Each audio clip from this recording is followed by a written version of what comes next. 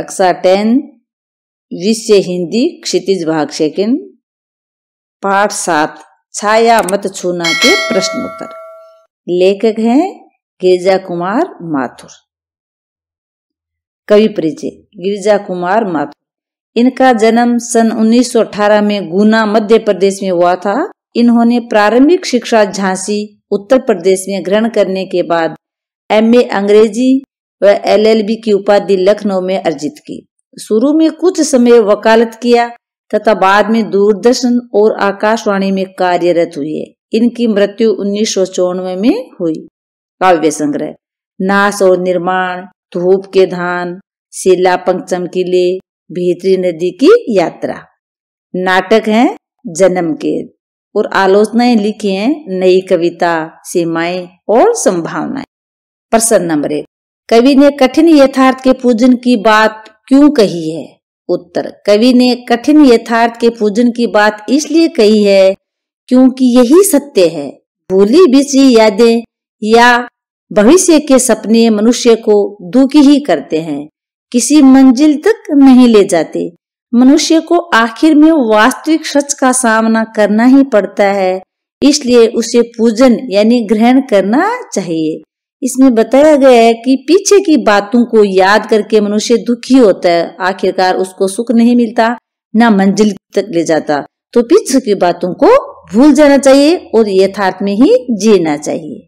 प्रश्न नंबर 2। भाव स्पष्ट कीजिए। प्रभुता का शरण बिंब केवल मृग तृष्णा है, हर चंद्रिका में छिपी एक रात कृष्णा है। उत्तर। बड़पन का एहसास यानी महान होने का सुख एक झूठा आभास है। जिस तरह हिरण रेगिस्तान में पानी की आस में सूर्य की किरणों की चमक को जल मान उसके पीछे भटकते रहता है, बड़पन का एहसास भी ऐसा ही है। जिस तरह हर चांदनी रात के बाद अमावस्या की काली रात आती है, उसी तरह जीवन में सुख दुख भी आते जाते रहते हैं। इस सत्य को हमें स्वीकार करना ही चाहिए। प्रश्न नंबर 3। छाया शब्द यहाँ किस संदर्भ में प्रयुक्त हुआ है? कवि ने उसे छूने के लिए मना क्यों किया है? उत्तर। छाया शब्द है वो स्मृतियों की स्मरण के संदर्भ में प्रयुक्त हुआ है। हमारे जीवन में सुख और दुख आते जाते रहते हैं। वर्तमान के दुखी समय में पुराने समय के सुखद क्षणों को ज्यादा याद करने से मन और भी दुखी हो जाता है। इसलिए हमें उन स्मृतियों को भुलाकर वर्तमान के सच्चाई को स्वीकार करना चाहिए। इसमें कवि जी बताना चाहता है कि हमारे जीवन में पहले सुख आए, अच्छा समय आया, और अब अगर अच्छा समय नहीं है तो हम उन को याद करके स्मृति करके दुखी नहीं होना चाहिए कि पहले मेरा जीवन कितना बढ़िया था, कितना अच्छा था, अब मेरे जीवन में ये नहीं है, वो नहीं है। ऐसा नहीं सोचना चाहिए और वर्तमान में उन पुरानी चीजों को भुलाकर ही जीवन जीना चाहिए। प्रश्न नंबर 4। कविता में विशेषण के प्रयोग से शब्दों के अर्थ में विशेष प्रभाव पड़ता है, जैसे कठिन यथार्थ। कविता में आए ऐसे अन्य उदाहरण छांट कर लिखिए और ये भी लिखिए कि इससे शब्दों के अर्थ में क्या विशिष्टता पैदा हुई है। उत्तर। दुख दूना। यहाँ दुख दूना में दूना शब्द ये विशेषण है और शब्द के द्वारा दुख की अधिकता व्यक्त की गई है, यानी दुख दुगुना हो गया है। जीवित क्षण। यहाँ जीवित है जो विशेषण है और शब्द के द्वारा क्षण को चलायमान अर्थात उसके जीवित होने को दिखाया गया है। सुरंग सुधियां। यहाँ सुरंग विशेषण है और इस शब्द के द्वारा सुधि यानी यादों का रंग बिरंगा होना दर्शाया गया है।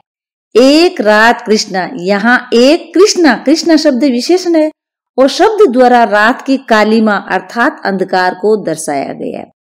शरद रात। यहाँ शरद शब्द है जो विशेषण है और शब्द रात की रंगीनी और मोहकता को उजागर कर रहा है।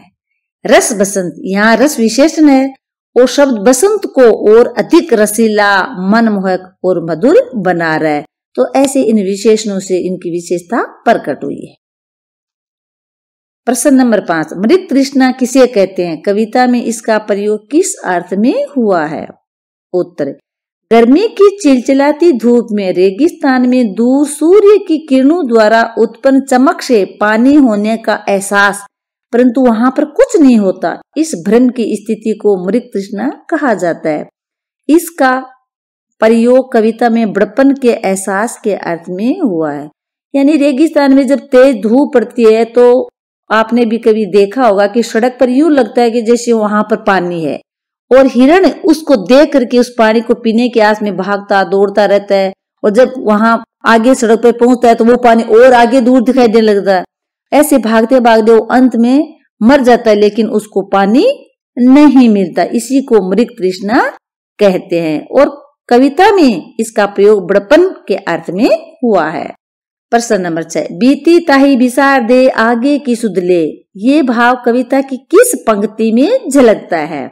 उत्तर, क्या हुआ जो खिला फूल रस बसंत जाने पर, जो न मिला भूल उसे कर तू भोय से वरण।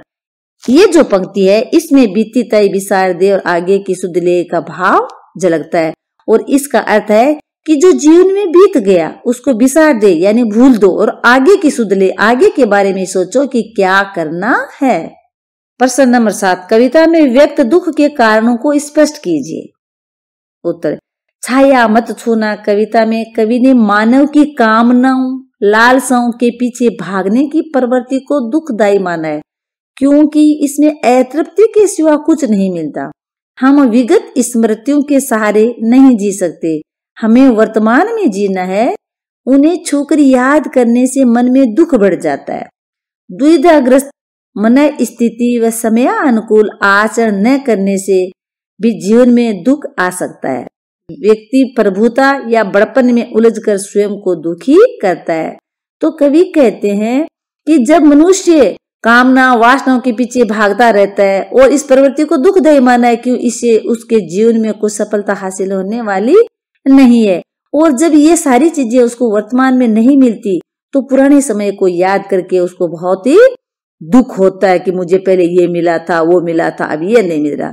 तो व्यक्ति प्रभुता या बड़बुता में उलझकर स्वयं को दुखी करता है।